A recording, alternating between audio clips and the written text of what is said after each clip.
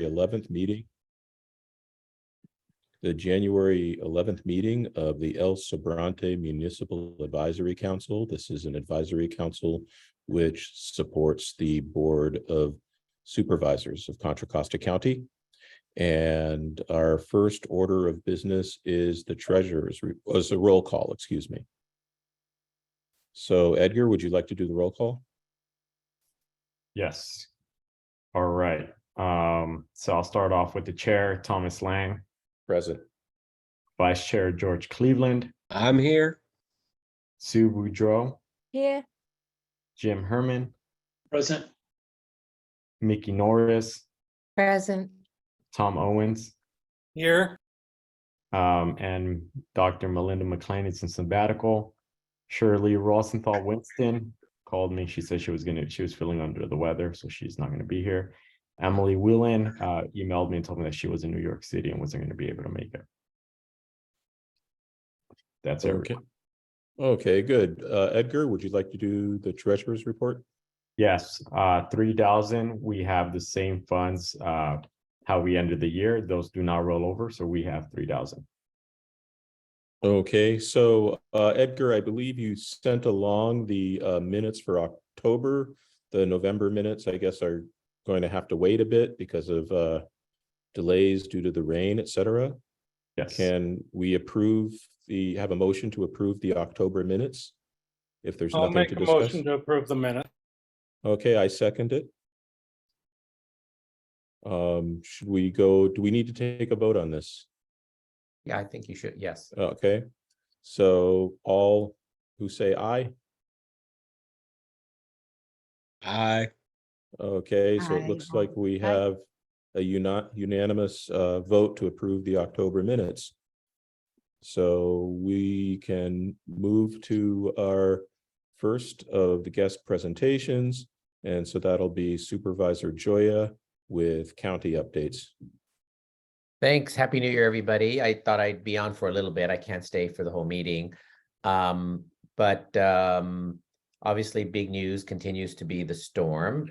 Edgar's going to give a little update about flood issues in El Sobrante, but I will say that Public Works crews have been really busy around the county addressing storm damage, hoping for a respite sometime next week. The fire district has also pre-positioned crews around the county working with other fire districts to respond and help be part of any storm damage efforts. So just so you know, fire is involved as well. And then remember the hand crews that were established to address wildfire issues and do trimming of vegetation. They also were activated in order to deal with tree removal, trees that fell, things like that. So the fire crew has been involved as well. And I'm sure the sheriff's office can talk about their efforts, as well on response, with fire and public works. So it's been an all hands kind of effort. The county did declare a emergency proclamation. The county administrator declared it, and we have to ratify it at our board meeting next Tuesday. It just makes us in a better position to obtain any federal or state funds to pay for storm damage that we've incurred. Just a couple of other brief points. Let me pull up here, make sure I covered everything. Yeah, I want to always say there are sandbags, and they've kept them pretty stocked, sand and sandbags, over there in the parking lot of the West County Detention Facility over at 5555 Giant Road. You just have to bring your own shovel. The bags and the sand are there. Public Works is keeping them stocked. And that continues. So if you need those. We had our first board meeting of the year on Tuesday. It was pretty much a reorganization meeting. I'm serving as the chair this year, and Supervisor Federal Glover is serving as the vice chair. And that's pretty much the highlights that I wanted to offer, and Edgar can talk briefly about the storm damage issues in El Sobrante. Oh, well, the other issue is the county has been working countywide with providers as well to increase capacity to handle any people who are unhoused who need a shelter, need space. So the county has increased capacity. Not many, contrary to what you may think, most unhoused people have not chosen to go seek shelter. They'd rather stay where they're at, hunker down, have their belongings. And for example, the county worked with GRIP to open up 20 space for 20 at the Richmond GRIP shelter. And I think only 6 or 8 people came one night recently. They had 50 beds or 50 space for 50 at the Armory in Walnut Creek, and they do transport people. The core team does, and I think they had 10 people there. So they haven't reached their capacity, but they have increased the capacity to handle needs during the storm. So that's my update. All right, I'll give a quick storm update. So thank you, Thomas. Thomas asked if we can get a quick report from Public Works on the storm damage in El Sobrante. So I sent that over and they were able to generate a short report, and I am sharing that now. So the overall summary, no major storm related issues have been reported or discovered by Public Works Maintenance Division crews in El Sobrante. From December 31, 2022 to the 1st of 23, there was 2.9 inches of rain, whereas the largest storm we saw on October 24, 2021 was 5 inches and 85 inches of rain. So we're seeing a major increase in the last couple of days. 8 inches of rain fell from the 30th to the 10th at our local El Sobrante gauge at Wild and Radish LLC Urban Farm. Say off of 80 Maroon- inches, 80? No, 8. Sorry, 8, thought so. 8 Mhm. inches from when till when? From the 30th of last month to the 10th. Which is a lot. Mhm. 8 inches in what, like 10 days, right? Yeah, 11 days. Yeah, more rain is anticipated over the next week, but no flooding is expected. The storm is considered an 8-year storm with 2 inches falling in a 12-hour period. That is similar to other West County rain gauges recording. Go to www.county.us rain map or www.ccflood.us. I'll post those links on the group chat. To access our rain map, which has its links to the AQPI forecast table and an atmosphere river scale page. Those provide detailed forecast information and the long-term forecast for ARs. Okay. Let's see. Public Works report. Localized flooding can occur if the creeks are full and local storm drains can't be drained into them. Public Works is not aware of this occurring in El Sobrante. The typical areas where Public Works sees issues are along San Pablo Dam Road, along the reservoir, and these would typically be down trees and slides that may affect the capacity of the roadside ditches, and then the need to clear those ditches when that occurs. Crews are out during the day taking care of the blockage, drains, and called out after hours are needed. To report issues, call 925-313-7000 or use the Mobile Citizen app. And the Mobile Citizen app is also the app that you should use if you find litter across unincorporated areas. That would notify Public Works, and then Public Works should be able to service the area. And if they don't do so, you can always send me an email and I would let them know. So let me share these links. One second. There you go. And then there's also a flood control district report. As seemingly endless strings of storms were experienced lately are ARs or atmospheric rivers.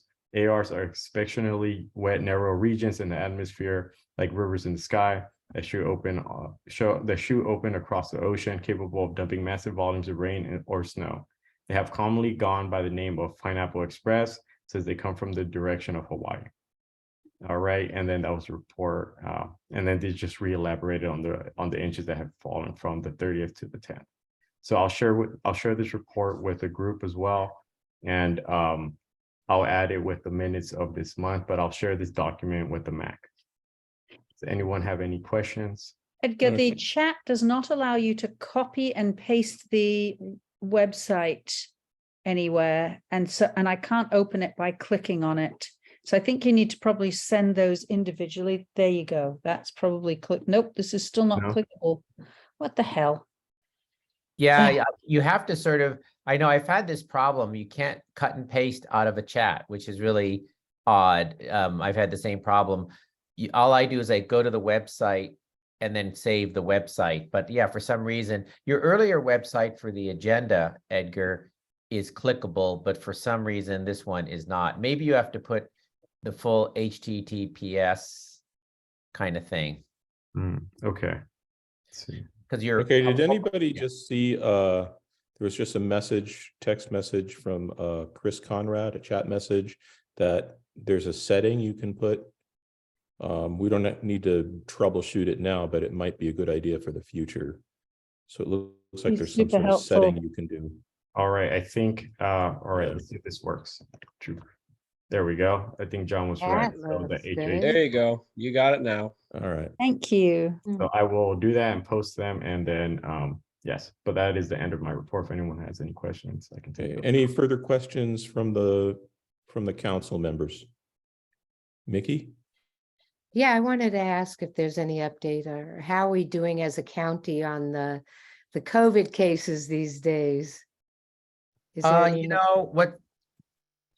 know, there's not as much reporting because people are self-testing and they Mm, don't have an obligation to report. I mean, what we've monitored more is hospitalization.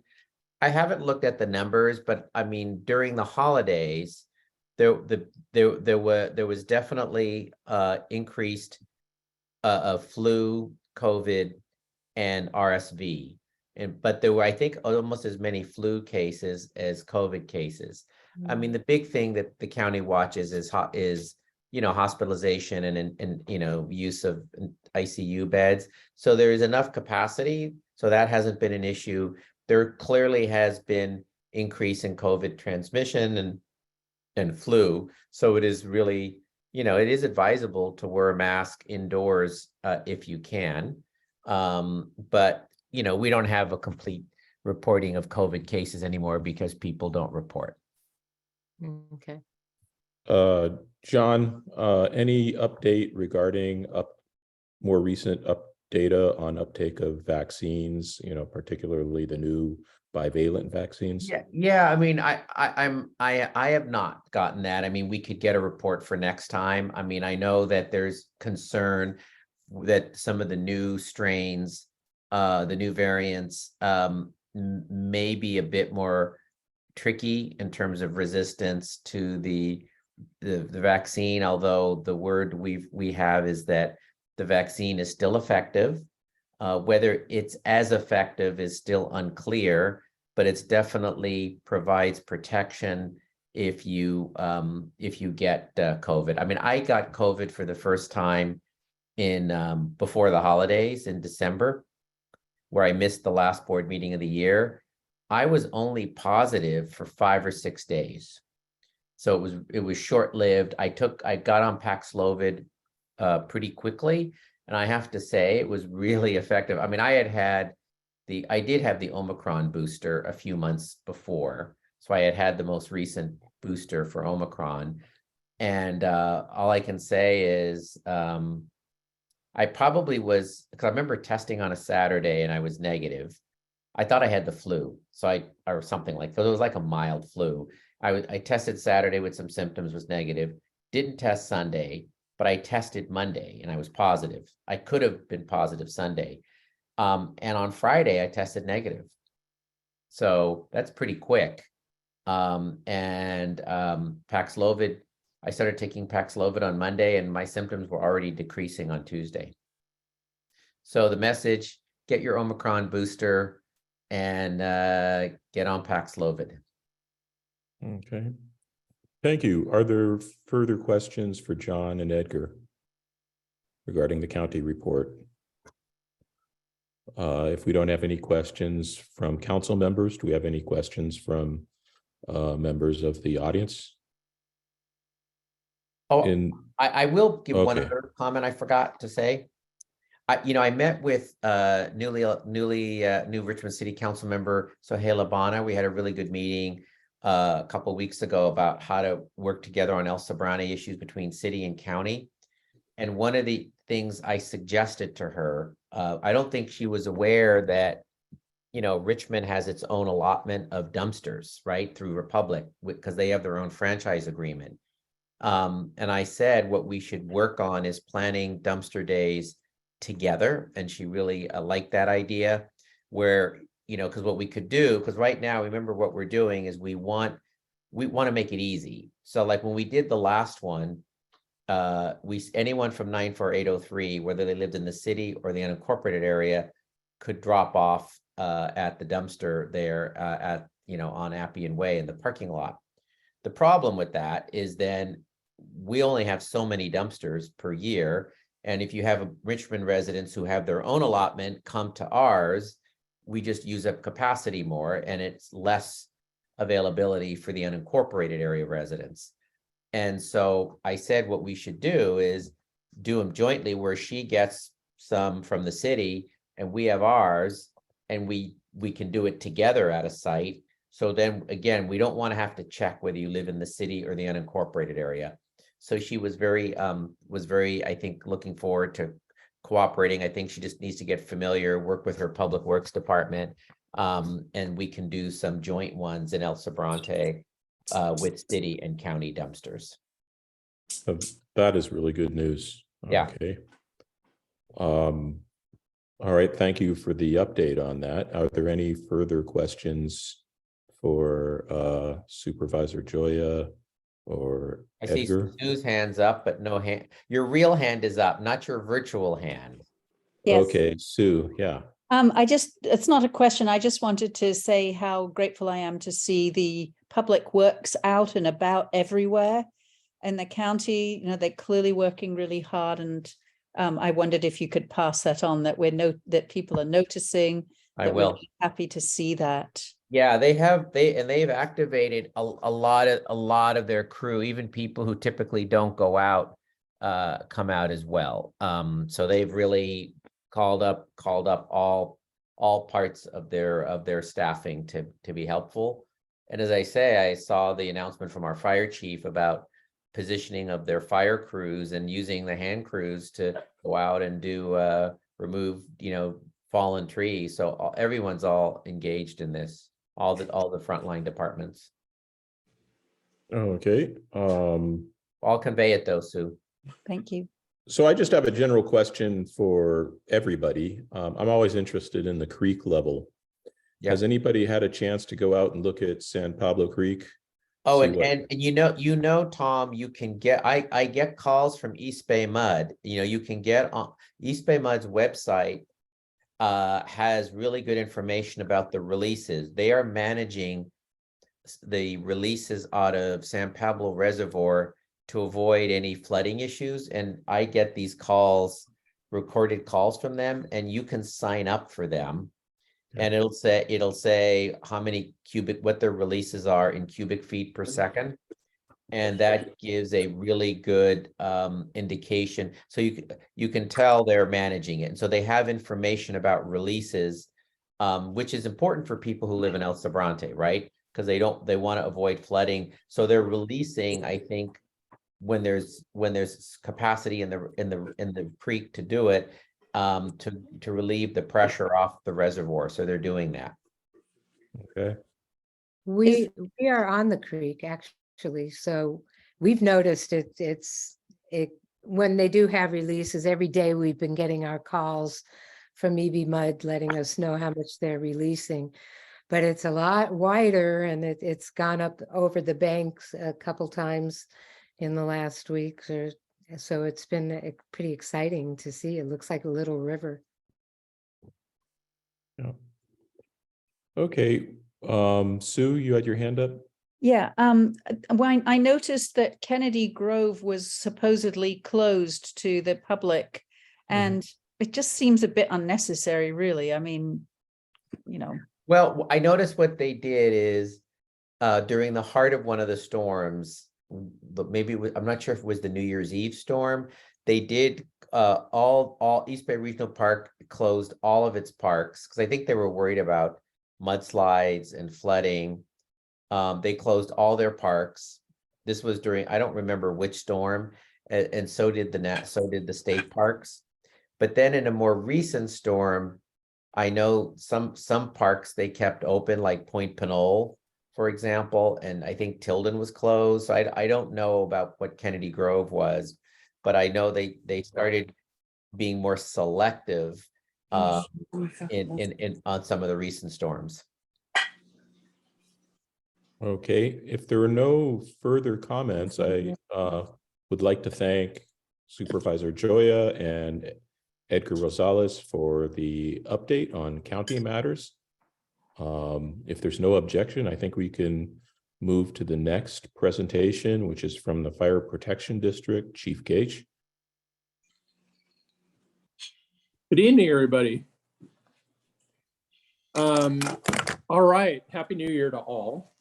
Happy New Year. As we've all been listening or hearing and discussing in the last few minutes, it's been extremely busy. It seems like we've gone from fire season to flood season without a whole lot of an interval. But as Supervisor Joya mentioned and Edgar mentioned, all the different county departments, city departments, state, are all working together to try to provide the best service we can to everybody. We have upstaffed quite a bit. So in general, we have about 60 fire engines and truck companies staffed on any given day in Contra Costa County.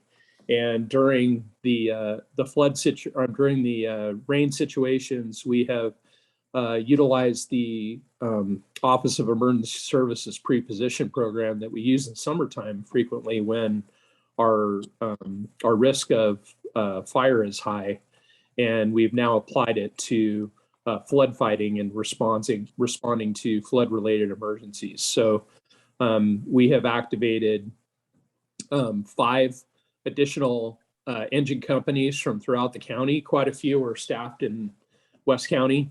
The Richmond Fire Department, El Cerrito Fire Department, Rodeo Hercules, Con Fire, San Ramon Valley, are all parts in Barragarinda are all working together to upstaff and provide additional resources throughout the county. So we have those additional fire engines, and it's kind of interesting that we use actually our wildland fire engines on those deployments because they double as very good high water vehicles. So our off-road type 3 and type 6 fire engines work very well in flood responses.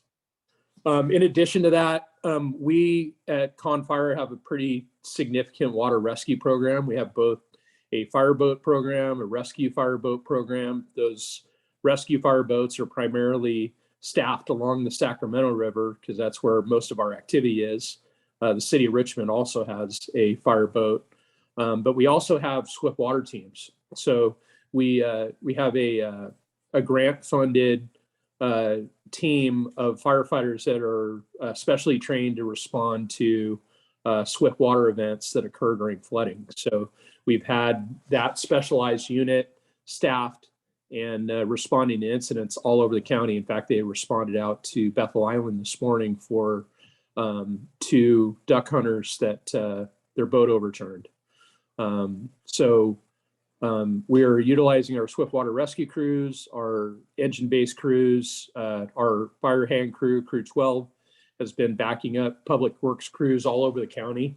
We've actually split our hand crew into 2 teams, and they're spread out and responding to clear roads and responding to assisting in all different ways. In fact, a couple of nights ago, a sump pump failed in a supermarket in Pinole. So the hand crew went in and assisted the Pinole Fire Department in mitigating the water damage in a supermarket. So our hand crews come in handy, not only in the summertime for firefighting and then rough clearance in the wintertime, but also responding to floods.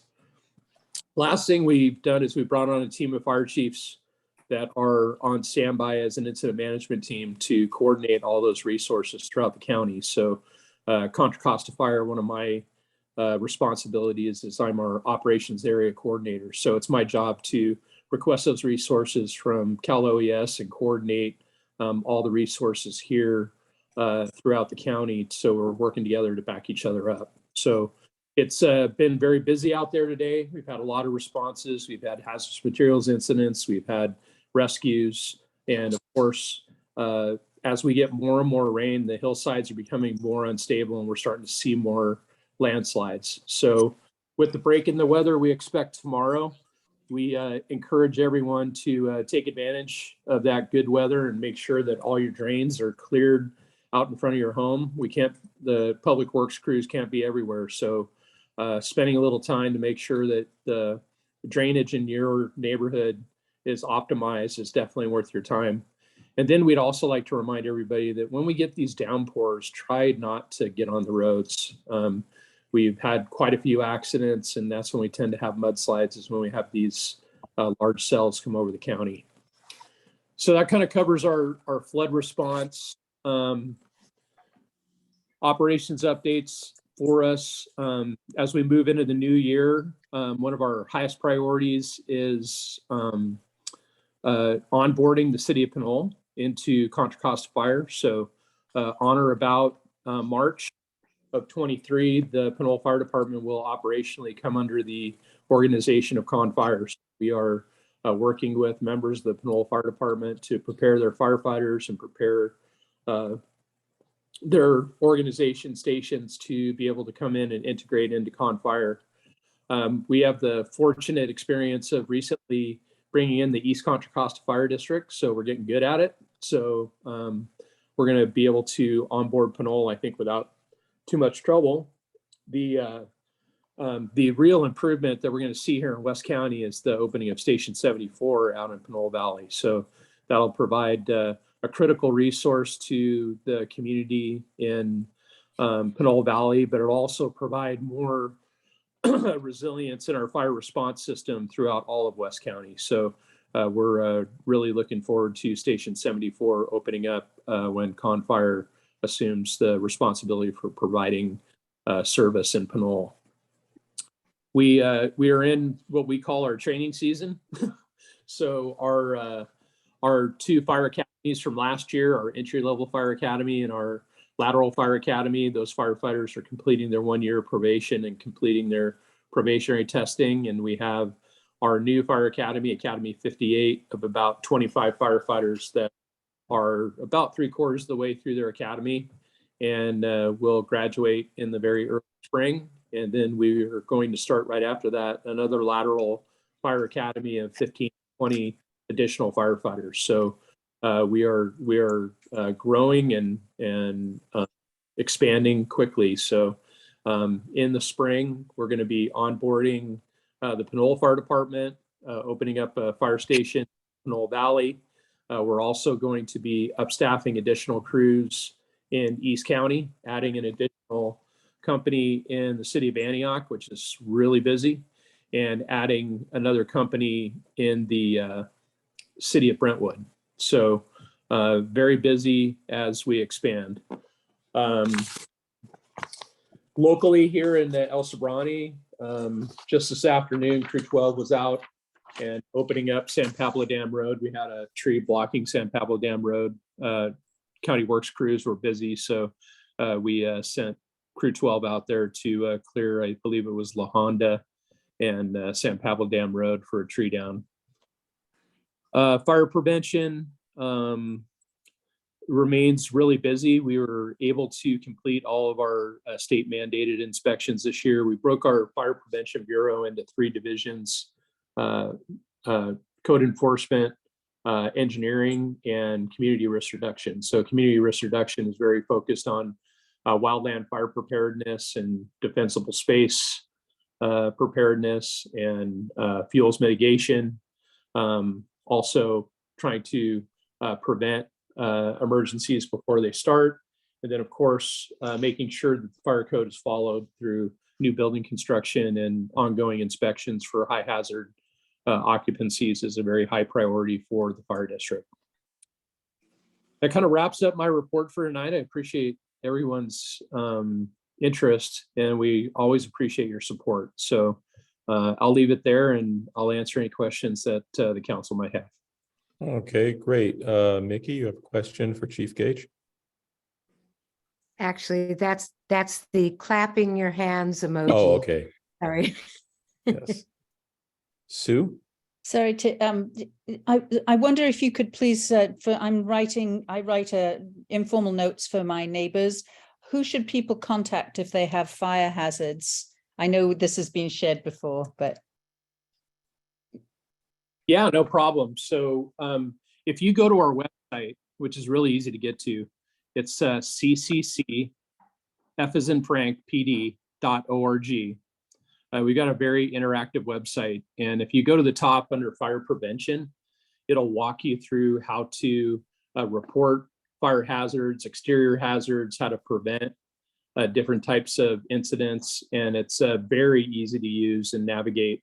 But we can assist you, your neighbors, with mitigation projects and supporting mitigation projects, which is very important in El Sobrante, which kind of borders a very high fire hazard severity zone. And even though we enjoy probably some of the most cool weather in the county, we have a lot of fuel loading in our area.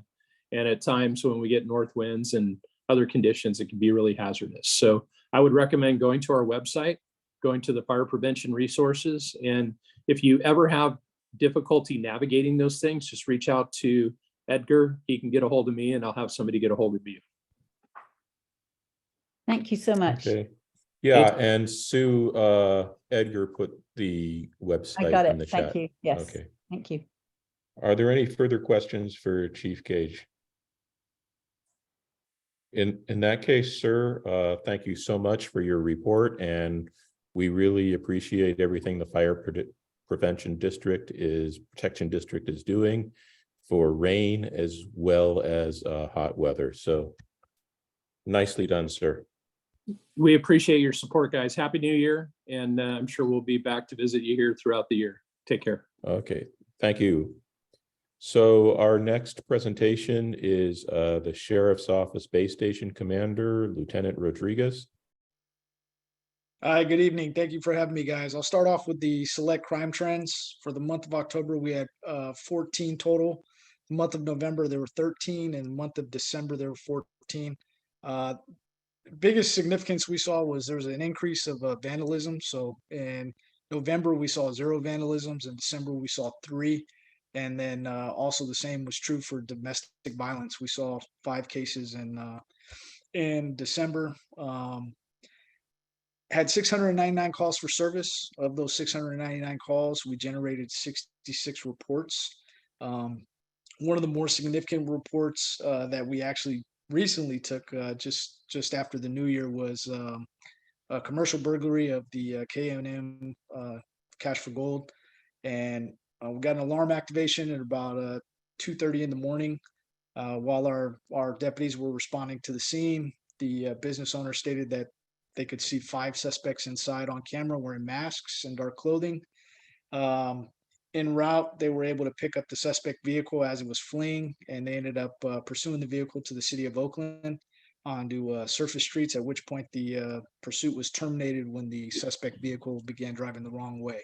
So it was, pursuit was terminated due to the risk to public safety at that point.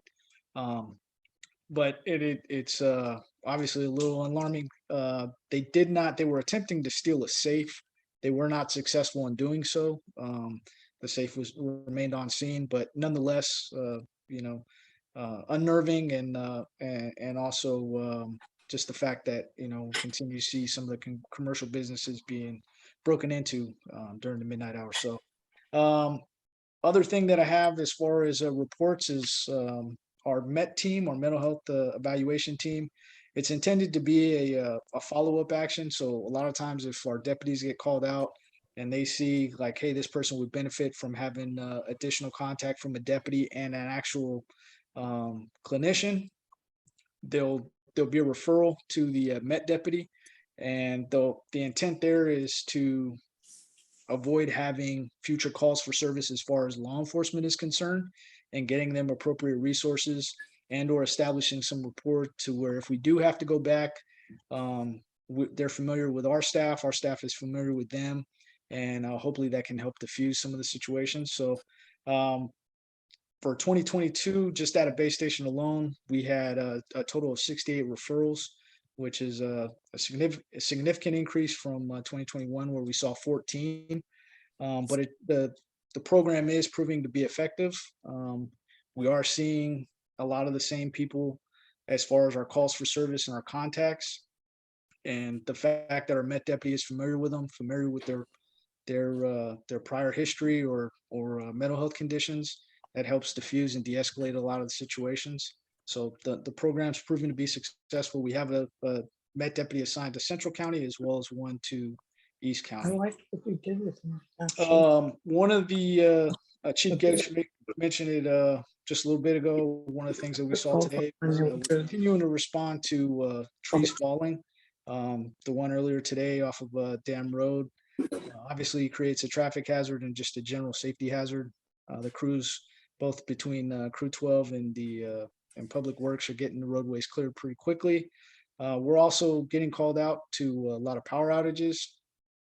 Thankfully, not too many in your guys' neck of the woods, but I know Crockett recently had one. We also have had to conduct some traffic control, and at least until we get relief from PG&E in other areas of the west end of the county. One of the most recent ones was Rollingwood, and that was just due to repairs needed to a gas line. We're in the middle of our shift change now. We continue to increase staffing and patrol, which is shown to be a great benefit in reducing our response times and also giving us better coverage in the west end of the county.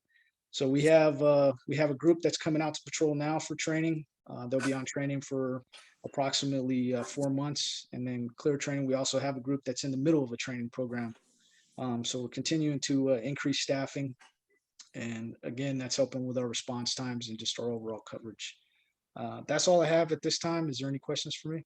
Yeah, Lieutenant Rodriguez, interesting report regarding the mental health trained deputies. I was wondering if there was going to be some sort of program where you would be able to flag calls where there isn't any previous evidence regarding mental health issues at a particular address, so that a person could be available or, at the time of the call or en route or something like that. Yeah, that's a great question. There's actually a program going through the county as well, A3, and so that's also something that our deputies are requesting the assistance if it meets the criteria for them to be able to respond and have them respond and assist at the time that the call is coming in, especially if it's one, as you mentioned, that we haven't had prior contact or we're not aware of the individual. However, with those calls for service, it's based on the nature of the call and the risk posed as it's related to the individual and the circumstances that are being relayed to us. So it is a resource that our deputies are trained to request, and yeah, that's the intent. Is ultimately we want to try and diffuse as many of these situations as we can. As you guys are probably well aware, a lot of these situations are not necessarily criminal acts. However, we end up getting the phone call, and we just want to make sure that the appropriate resources are available and we're able to provide that person with the appropriate level of service. Okay, thank you. Are there further questions for Lieutenant Rodriguez? It looks like Jean Henderson has her hand up. I do, thank you. I wonder what kind of training the deputies that make referrals to the mental health services get. Yeah, so all deputies are trained in, they receive a baseline of crisis intervention training. And also part of some of the reforms within California are also de-escalation training. So that's part of use of force policy now as well as state law. Additional training as far as the mental health deputies receive is a more intensive crisis intervention training. Also, some of the basic negotiation courses, just so they can start to learn how to establish rapport a little bit better. And then some of the deputies that are actually coming out in our custody settings, we also have deputies assigned to mental health modules, and they receive similar training. And their primary assignment is working with folks that are being housed appropriately due to their mental health conditions. So that way they're not in a general population where there could be a greater risk to them or to others. So that's also a benefit that we see as far as the deputy's concerned versus maybe your traditional police departments may not have that prior to coming out to patrol. You know, just to add something on the training, the A3 mental health program, which is complementary, those are all trained behavioral health folks. So this other system that the county is putting in place, it allows you to call 211, 911, or any other sort of access point to have a mental health crisis response. And they would show up, and the county is hiring that in those positions now. Those are all trained mental health therapists and specialists. Okay. Now, and then the sheriff's office or a police, this would also be in cities. So the police department or the sheriff's office would respond if needed. You know, there may be some mental health crises where you do not need law enforcement to respond. There may be others where you need law enforcement to respond. Absolutely. So I just wanted to say that those other positions are all mental health positions. Great. I think that makes a big difference. But it's great that the Yeah. deputies themselves are getting Yeah. that kind of training as well, because it can't help but Right, benefit. right. Yeah, absolutely. Okay. Thanks for the question, Jean. Are there further questions for Lieutenant Rodriguez? Okay, in that case, Lieutenant Rodriguez, thank you so much for your report. Happy New Year. I hope 2023 will be a safe and happy year for all of us. Me too. Thank you. Happy New Year to you guys. Okay, thanks so much. Do we have any representative from the Highway Patrol? I don't see any, Thomas. Okay, so in that case, I think we can go to the discussion items. Their development plan applications, variance reports, building modification requests, etc., received in the previous month from the county's Conservation and Development Department. So the first one is file number. I won't go over the file number, but it's a design review approval with variances to allow a 4-foot 4-inch side yard and basically regarding spaces that are less than the required, at variance with the required amounts for side yards and front setbacks. Let's see, this is located, it looks like the corner of Manor Road and Appian Way. You can see it there in the diagram on page 6. I looked at this and don't see that I see really any particular impact on the community. Do any other of our MAC members have something to contribute on this?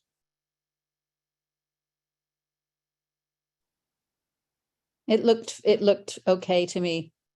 Yeah, I mean, it seems that if all of the engineering aspects are under control, there just doesn't seem to be anything that we would have to comment on here.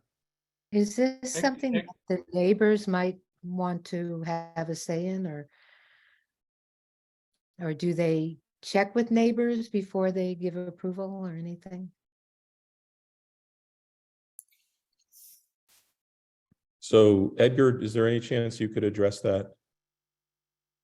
Mickey, you asked if the county notifies the adjacent property owners whenever they do a development. So I don't think that's a good question. I'm not quite sure. So I think the notice of I can- public hearing is sufficient. Would that be the case? I think if there is like if a community member voices some kind of concerns, then there's usually a public hearing. Because there was a case in East Richmond Heights where the neighbor just really didn't like the project that was happening, given that they were right next to each other and it was going to block some of their view and potentially bring down the property value. That project did go to a public hearing. But that's I think it only happens when community members voice concerns and there's possible negative externalities from the development. But I don't know for sure. So I don't want to tell you that yes, Mickey, and it's not true. If you want, I can ask and get back to you.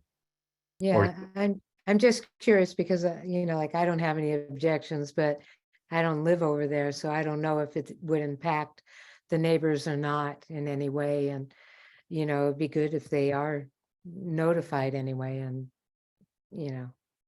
So I guess the question I would have in terms of the application process is, okay, Tom, it looks like you had. Yeah, I actually do live in the neighborhood and I went by and checked it out. And also looking on the map, it looks like there's some neighbors that may have subdivided their lots improperly. And the neighbor on Manor, his house seems to go over the property line. So I think there's other problems that need to be solved before this is okayed with the variance. And then the neighbor on Appian Way that has the 4-foot variance, I don't know what their variant, what their offset is. Because the idea of the offset is for fire prevention and treatment. So it could impact the neighbor on Appian Way. So I don't particularly, unless other things are approved, taken care of, I couldn't give my okay to this. So approval variance. So as I understood it from our training, our purpose is to look at the impact on the community and not so much to look at necessarily the same issues that would be covered in a like an engineering or technical review. Right. I didn't approve, I didn't even look at the engineering, but there's other problems with this property and it looks like they want to put in another unit on there. And that's why they're trying to clean up the property lines since they built without permits. I wonder if there's a representative here from the property. Very doubtful. I would say no. Is S119910, or is this your project? Yeah, this is Jason. I'm the engineer for. Could you maybe rename yourself with your name so we know who we're speaking with, please? Oh, I'm Jason Thon. My name is in the plan there. I'm the designer for the project. Okay, I see your name there. So did you hear Tom Owen's concerns, Mr. Phone? Yeah, but I didn't know that where the property line is, whatever the fence is, that's what I was based my design on. So there's a concern that it was going over the neighbor. Is that what it is? Or build over to the neighbor? Tom, can you say that again? Can you repeat that? I was just looking at the application, just looking at the property lines. And one house, Manor, shoots over the property line that's on the map. Yeah, we'll just wait for the the review, the planner or the engineer, the planner reviewer, and see if let the comment come out first. I just based the design on, like I said, on the wherever the fence is currently. I did not check further than that. All right. So you're the manager, the project manager, not the applicant themselves,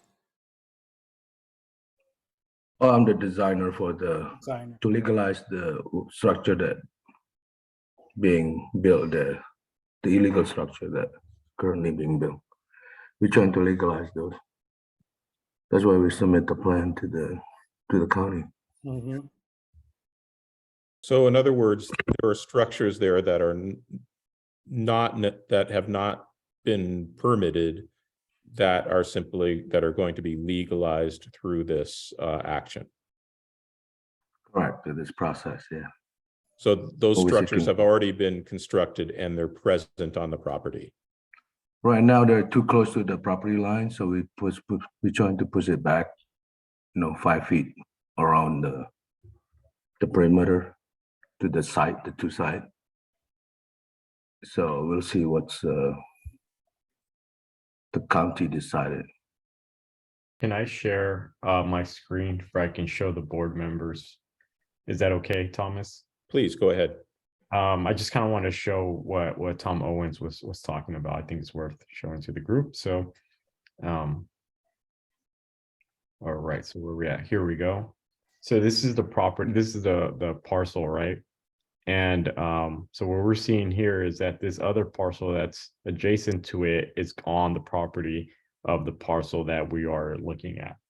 So this is how it looks. This is the property line. And you can see that the building that's on this other parcel goes on the property line of the parcel that we're reviewing today. So I think what Tom Owens was asking is this property is the owner of this property the same owner of this property, or why is that kind of intersecting? Is that correct, Tom Owens? Was that what you were asking? Yes. Well, I don't think this is accurate. This mapping is just a general showing. Look at the one before that. This overlap. This one? Yeah, the one above, next to it on IPN Way. See, their property line is overlapping. So it is just a satellite. I don't know how accurate those are, but we base on the APN or whatever the other mapping, parcel mapping. See the property next to it on looking up there, looking north or something. Are you talking about this one? Yes. Yeah, look at the property line up there in the corner. It's overlapping. Everything's overlapping. Here? I don't think it's accurate. Well, that's a So- good question. Yeah, sorry, go Thomas. Yeah, so what I think he's just trying to say is that he feels the property lines are not accurately drawn with respect to these, not just this property, but others around it. So that there may be a general issue with how accurate this overall mapping is. So I'm wondering what our follow-up of this should be. Should we ask? From our point of view, we have to look and see what the impact on the community of the proposed action is, but we can't. Can we assess that without being absolutely sure what the correct property lines are and whether they intersect with, buildings not owned by the applicant? Is this something we should check out first, or? Tom, you're a zoning person and you know this stuff. What is your view on this? Well, as I said, as long as you put it in whatever your response is that you have concerns about it, well, let someone else deal with it. We're not the professionals at it. Right.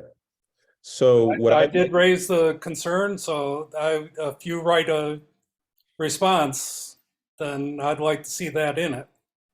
So would it be reasonable to say that the board members of the board raised concerns regarding intersection of the property lines with neighboring structures.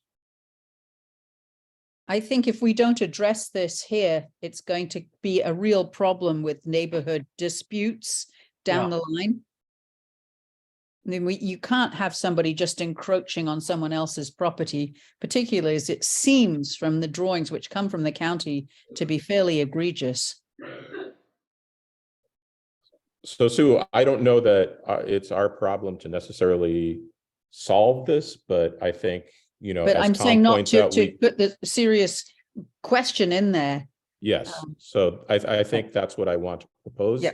That we take Tom's concerns, that it's one sentence, that there's a potential intersection of the property lines with neighboring structures. And these need to be addressed. And it looks like George has his hand up and would like to make a comment.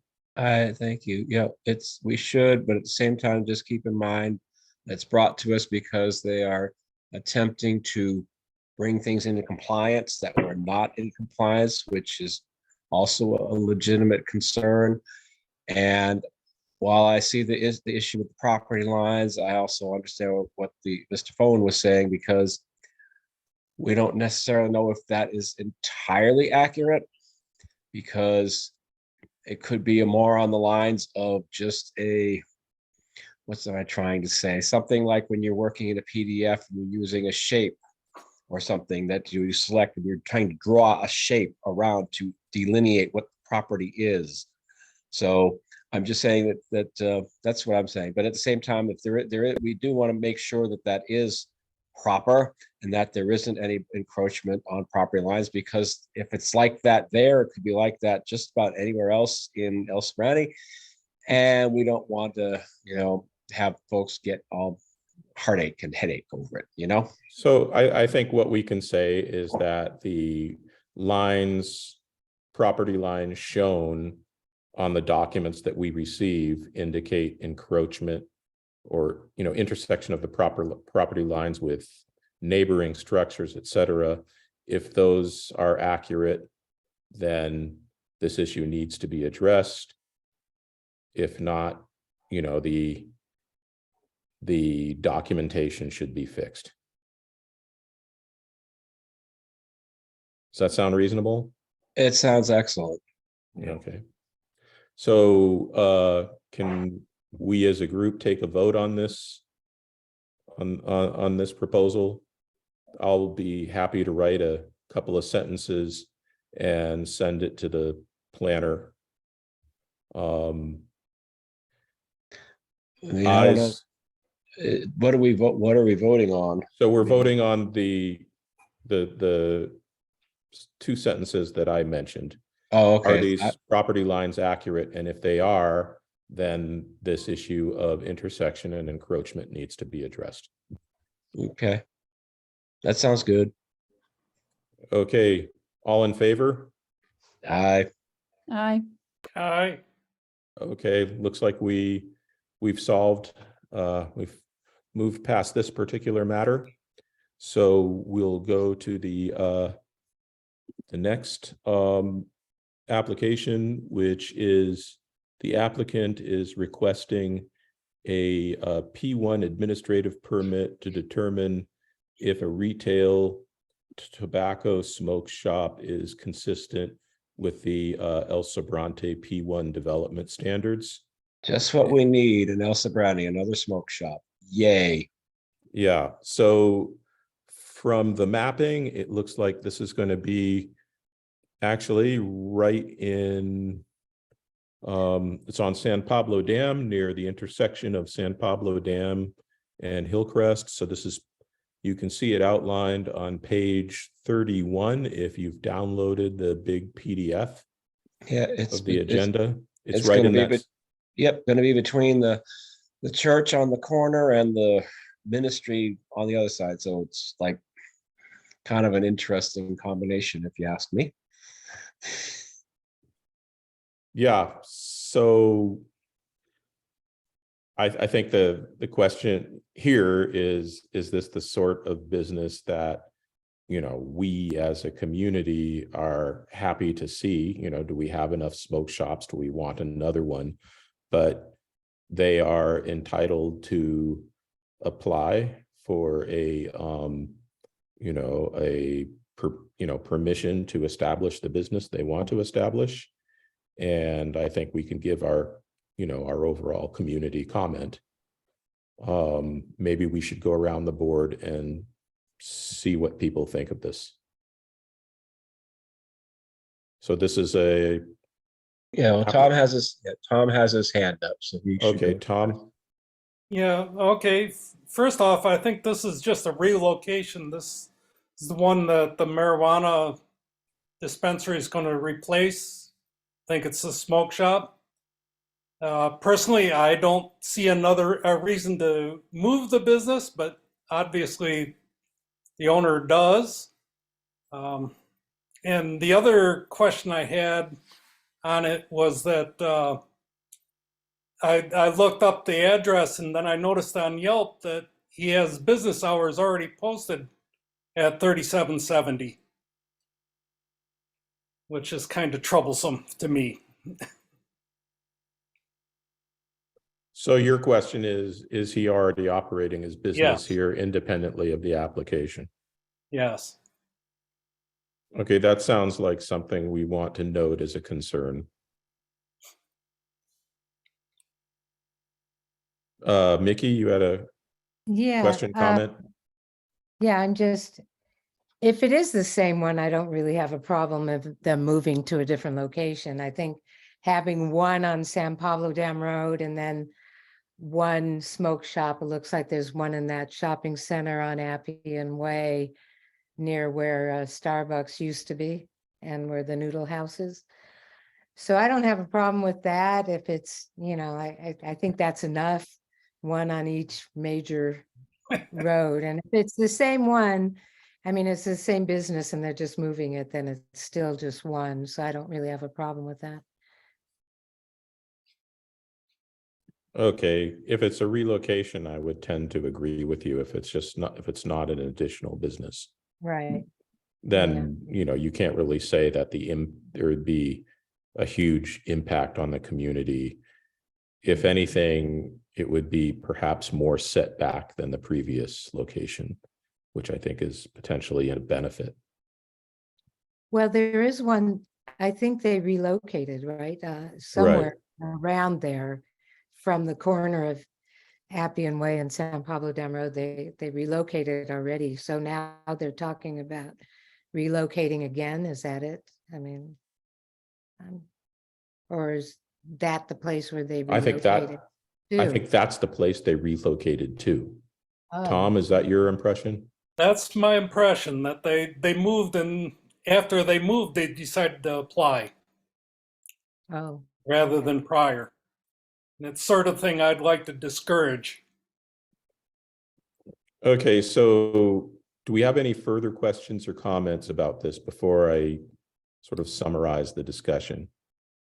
Do we have the latitude to do something along the lines of saying, look, we really need other kinds of business to draw people into El Sobrante? Because when we've been talking about things like the town square and, parks and that kind of thing, this is exactly the kind of business people are saying we don't want more of. We don't want more tire shops, automotive, and so on. And yet, we live in a capitalist society where we can't make, in a democratic society where we can't make those determinations. So what's the deal with this? If it falls within the planning zone, there's not much we can say, right? We can say we don't like it, but that's it.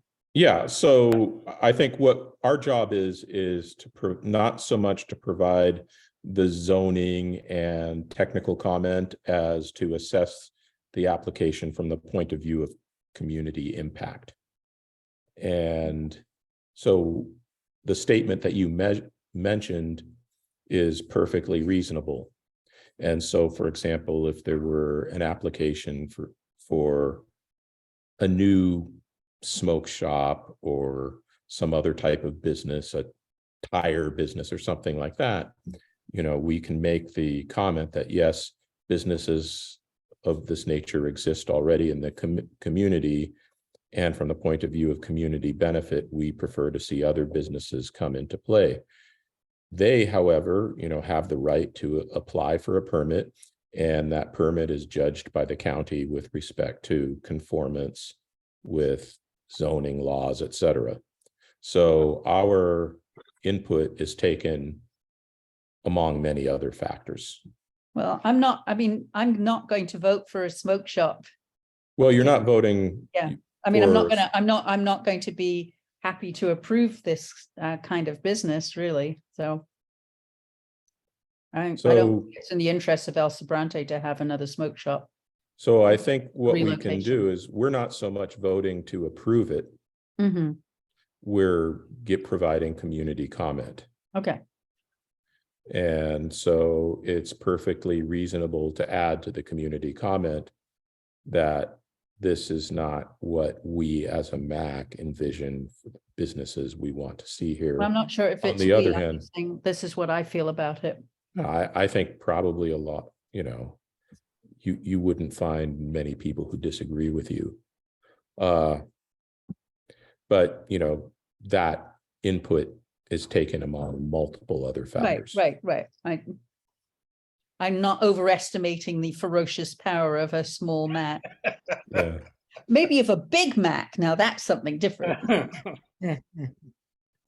So I think what I'd like to do is write a response to the planner, noting Tom's question regarding whether they have been operating prior to receiving all their approvals, Right. and also noting that there are concerns from within the MAC regarding the appropriateness of these businesses Right. for El Sobrante's, future. Right. I don't have a big problem with it. If it's the same business that was at the corner of Appian and San Pablo Dam Road, and I've been in that shop before, and it was, the people were very nice and everything, and I think it's a much smaller location that they're moving into, right? It's a bigger So- parking lot, This way. But yeah, a bigger parking lot. Oh, So is it over by the nails and place or near the from what I could see, yes. dollar store or something near there or something? No, it's kind of at the corner of Dam Road and Hillcrest. You've got the Hillcrest. church right on the corner there. As you're headed towards, I would say Yeah. going towards Rayleigh's, it's next to that, because there's the church, there's this spot, and then there's the rescue ministry. So it's like situated between two Wow. religious institutions. It's going to be, and if it is the same entity as the one that was where the artistry is supposed to be coming in, and maybe that's a topic for the next MAC meeting, we're to find out what the progress is with that entity that was supposed to go in at the where the smoke shop was. Yeah, so if it's just moving to another Yeah. location, that's fine. So Okay. So there's- I contacted the artistry, by the way, people, because when we went down to LA, I visited one of their dispensaries down there in West Hollywood. It was just beautiful. And if they open anything like that in El Sobrante, it's going to be the nicest business we have in the town. But they said that they are going to be moving into that place ultimately, but I don't know Good. what the holdup is. Well, I think that's something for a future meeting when we know what their plans are, but not much we can say about it until they do. So the question that I have is, I think Sue makes a good point about the kind of businesses we want in the community. And I think you also make a good point that this isn't really adding a new business, it's just relocating something. So I'm wondering what folks think about my taking out that comment, possibly. That's- Sue, it's not a differential impact because it's not a new business. I understand that, but I still, it still is not in concert with what we've been talking about at some length with community members. A smoke shop is not something that's going to be building us towards having a better downtown, I don't think. So So, they've got the planning in, they're a business, and if they get approved, they get approved, and there really isn't much we can okay, do well, about I mean, I'm not saying that we can do Yeah. much. about it. I'm just saying So that, I think the way I'm just going to address this is just have all three of these comments in there that okay, that's we fine. acknowledge that this is a relocation. And I'm not saying anything about how nice the people are, obviously. You Right, know, yeah. that I have no idea, so. Okay, and then I'll also make the point about raising a question about whether the business was operating prior to being Right. permitted. Thank you. Okay, does everybody get my summary here? Are we all good with that? Yep. Yep. We're Thank good. you. Okay, Thank you. all right. So now we'll go to the third approval item. And let me go to so this is the applicant seeks a land use permit approval for the purpose of changing a type 20 license to a type 21 license in order to allow the sales of alcohol and spirits at an existing convenience store, which mostly sells groceries, wine, and beer. So basically, this is the little variety store that's next door to the post office. And what they're essentially saying is, we sell wine and beer, now we want to sell hard liquor. That's what I interpret it to be. Right. Alcohol and spirits, like, they want to sell vodka, rum, whiskey, whatever, scotch, that's pretty much it. I looked at, I don't have much of an issue. They already sell alcohol, so they're going to sell more alcohol. They want to probably expand their variety and make a little bit more money. Okay, so I agree with you, George. I mean, the business is already there. It's not like it's going to be a whole new site, or they've never, they're going from not selling alcoholic beverages to selling alcoholic beverages. They're just going to sell harder liquor. I don't see what impact this is going to have on the community, given that there are already a large number of places that sell this, and they're just, trying to make their business more viable. So it would be kind of my view to not necessarily comment on this, but I want to hear what everybody else has to say about that. Mickey? Yeah, I don't have a problem with it, but I do have a problem with the single shot little bottles that we pick up all over the town. During our litter pickups, there's a lot of that kind of thing around. I don't know that we have the right to even to comment about that. I mean, I don't have a problem about them selling harder liquor, but I do have a little bit of problem just with those little bottles, just because, like I said, I see them discarded all over. Yeah. It's not who sells them, it's what they do with them after they're sold. I mean, the vendors have no control over that. I mean, people are pigs.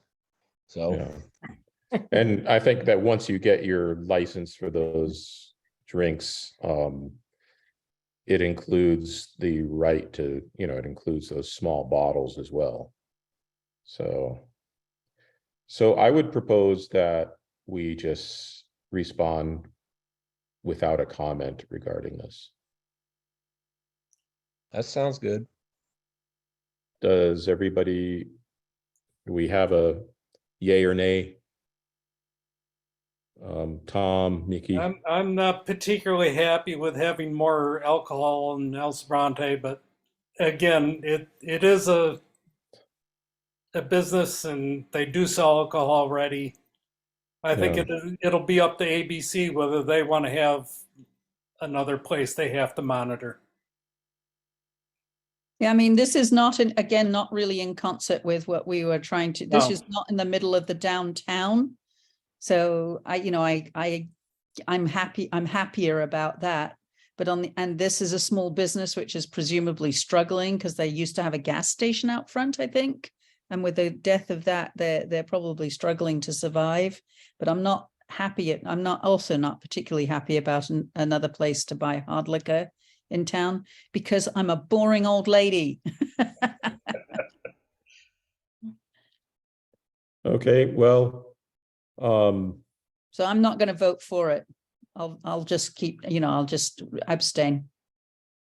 All right, it's just simply no comment, that's all. Yeah.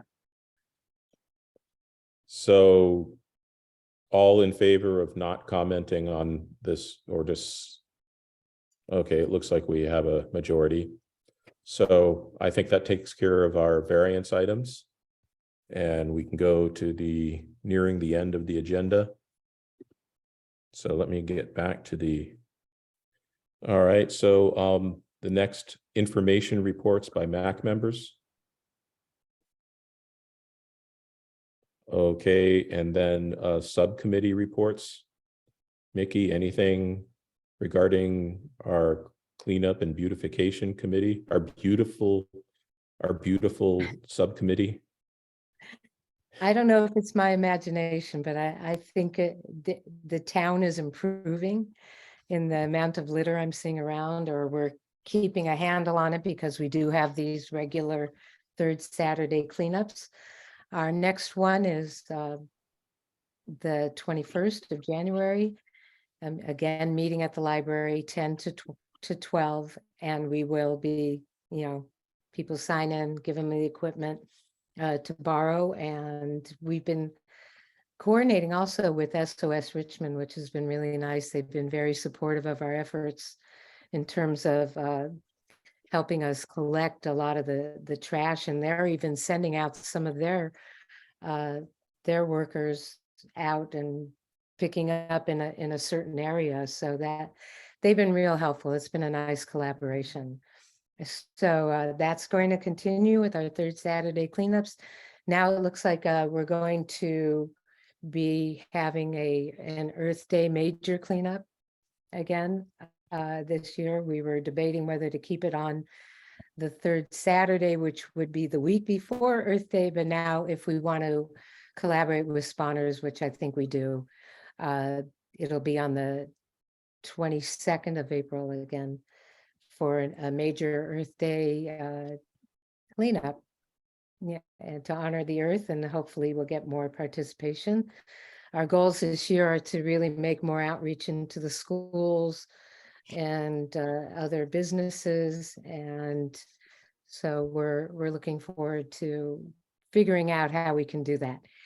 And I think that's pretty much it. Chris has been keeping up on the Keep El Sobrante Beautiful.info website, and we keep putting latest things there. And I think that's it. Do you have anything to add, Sue or Chris, or Anne Marie? I see us on the call as well, a part of our green team efforts. I need to do some outreach to schools. Thank you for the reminder.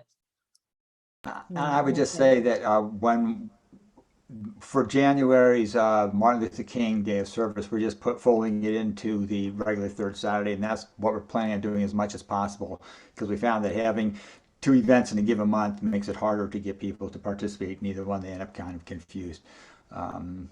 And I do recommend people check out the website, of course, and any suggestions for what needs to be put up there is accepted. But we have really a lot of good information up there available.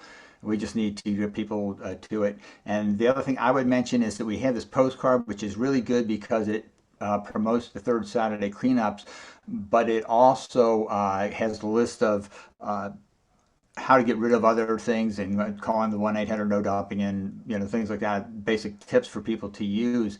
But we need to get it in people's hands so that they have it accessible to them. And so this is something, if any of the board members could give us some suggestions or help in terms of disseminating the postcard, that would be very helpful. Thank you. And Happy New Year. Do you suppose we could use some of the money that we have for the MAC to make fridge magnets to give to local people? To make those postcards into a fridge magnet? You mean, Sue, you mean like maybe we could put like the Mobile Citizen app on that? Because that seems to be like a really good way to for people to report lately. Well, to report, but also, what to do with your junk, something that can be printed on that magnetic sort of material. Is that something we can use MAC funding for? Edgar, any thoughts? That's a very good question, Sue. I think that the money that we have in the treasury, because the money for the treasury is the money that we use for we can have our meetings, right? And I think that maybe there's some wiggle room there, right? But I'll have to look at another place where we can possibly get funding is with the annual plan. So we submitted an annual plan last year, and I remember that I made some of the language vague for we can kind of get some funding for things like this, because I knew things were going to come up where we were going to want some money, and anything that's going to be funded through the board of supervisors or through the budget has to be presented in that annual budget, on the annual report, I'm sorry. And I left it vague for that purpose. So let me check. I know I actually have some right here. You can't see that, but there you go. 30 Saturdays. Oh, right. 30 Saturdays, and in the back they have all this great resources. So I have some here, and I'll try to wordsmith something and then talk to John and see what he thinks, if we can do some magnets, because that's actually a part of our cleanup initiative. And I had my hand raised because I wanted to I'll use this time to just quickly make my comment. We're gonna promote the MLK Cleanup Day on our e-blast, and we're working on a program to be a more equitable program for our dumpster days, which that means allocating more dumpsters, and also creating a wish list for when John renegotiates the contracts with Republic, where we can get more dumpsters. And I was talking to John, and essentially I was telling him, we might be able to have more dumpster days, but we're going to have to partner with the city of Richmond and have them bring some dumpsters for we can, provide more opportunities for folks to throw trash. Either way, if we have more dumpster days, it gives us more an opportunity to distribute these flyers, right? And if the goal is to clean up the community, and I think just providing these alternatives and providing information is a part of that battle. So yeah, that was a very long way of saying I will check with John and see if we can wordsmith something from the annual report or from the treasury. But the treasury is supposed to be made specifically for purchasing anything that would allow us to facilitate or to have these meetings, which I'm not quite sure how that would tie into it, but I can try to think of something. So Okay.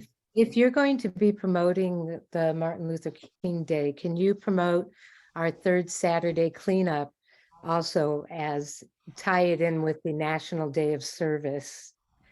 If you could put like that, because that's how we want to promote this upcoming cleanup in honor of Dr. Martin Luther King and his National Day of Service.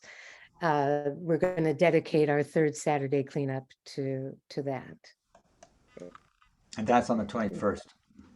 Yeah, if Let you me can. quickly check, because I already kind of drafted the e-blast. Mhm. Hasn't been sent yet, but I think it has a link to the flyer, or it has a link to the Green Team's website. And I think there it kind of talks about the other monthly cleanup. So let me quickly check that. Right here. Okay, so I'm loading. It's loading to the page. Okay. All right. Okay, Richmond's 16th annual MLK Day of Service. Oh no, that's another one. Okay, that's another one. There we go. El Sobrante MLK Day of Service and Cleanup.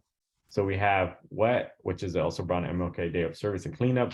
When and where, meet at the El Sobrante Public Library. Boom, address at 10 a.m. to sign up, borrow cleanup and safety equipment, and select the location for cleanup. The event will last until 1 p.m. For more information, contact Mickey Norris, El Sobrante Green Team at info. I guess here I can also add, by the way, the Green Team has third Saturday monthly litter cleanups at the same location. I can add another sentence just to let folks know that this happens every month as well. Thank you. I'm just to be clear, it's not going to be on MLK Day though. That's the difference. MLK Day, I think is that Monday, on the Yeah. Monday. We have it And- on 21st. Oh, you have it on the 21st? Yeah, Saturday the 21st, we have the event. Oh, okay, great.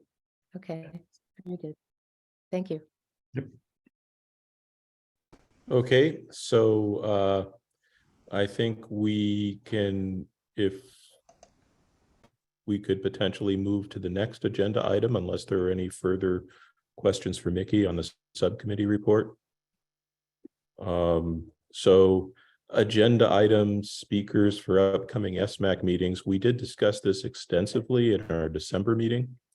My thought is we proceed through all of those suggestions, but does anybody have any particular comments about future agenda items? When's the road widening thing going to be? Or the road diet?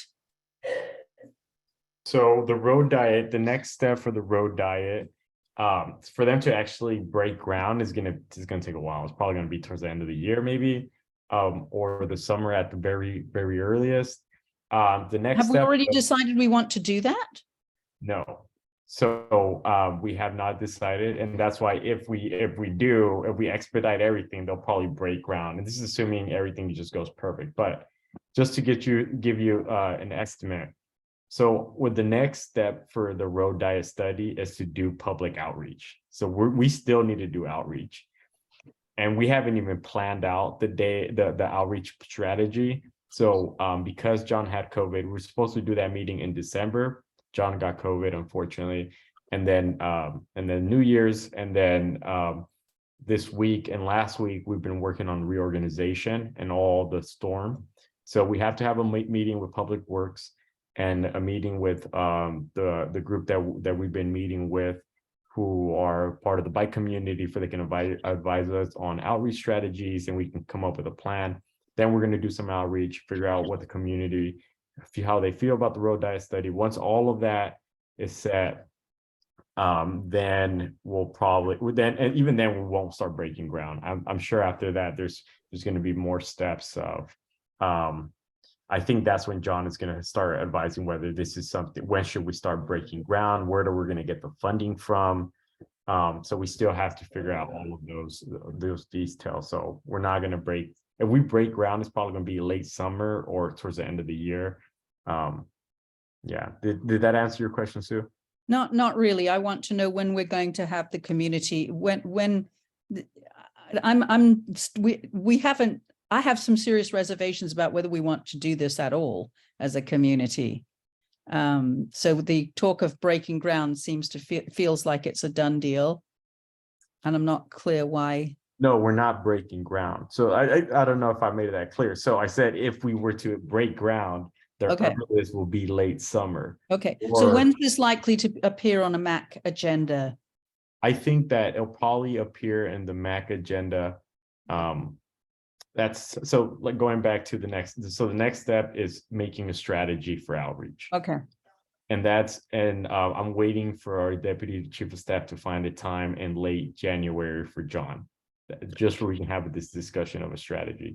Once we have a strategy, and I think that might take a couple of meetings, then we're going to start conducting outreach, and that might be like sending out surveys to the community, or creating a survey email or website, right? It's just what I'm explaining is that it's going to take a bit to get some feedback from the community, and then once we have that, we have to find some funding. So I think that once we have all of that, then they will probably bring it back. But I can commit to something because I want to do that. I'll see if we can have the group come back and present after we've conducted that outreach, and have them present on what did the community feel about this project. And that'll be before we even break ground. That'll be before we even make any commitments, just for you folks can stay in the loop. Does that sound okay? Yeah, thank you. Yep. Okay, good. Okay, in that case, we can potentially move on. Do we have any further agenda items? Doesn't look like it, other than public Okay. comment for items not on the agenda. I think we've So- kind of been there. I think that's where we are at the moment. Well, so that's the final step, but I was just wondering, there was an there's a discussion item about future agenda items we want to have in our MAC meetings. And so Sue was asking about when we would talk about the road diet plan. Okay, well, in that Are case, there any? I got we- two. Okay, Because I mentioned it sort of earlier, is maybe at the next meeting, find out what's up with the artistry.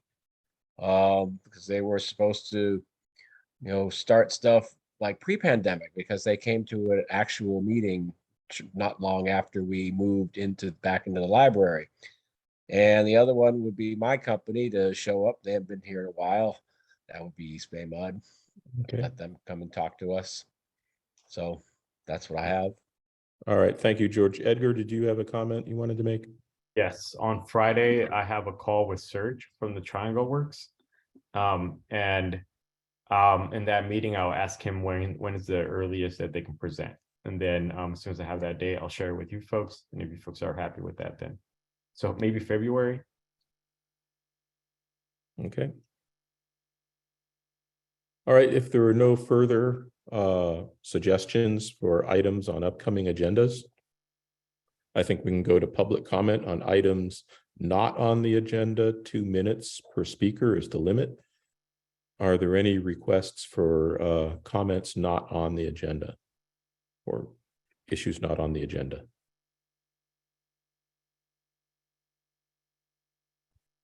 Okay, I don't see any hands raised. So if I don't see any hands raised, this might be a good opportunity to adjourn. So everybody, thank you so much for taking the time to meet tonight, and a happy new year to everybody. Thank you, Thomas. Happy New Year to you, and congratulations on your, I'll call it an award. So there you Thank go. you. Have a good evening. Have a good Happy evening, New Year, everybody. everyone. Thanks. Good All right. Good night. Bye-bye.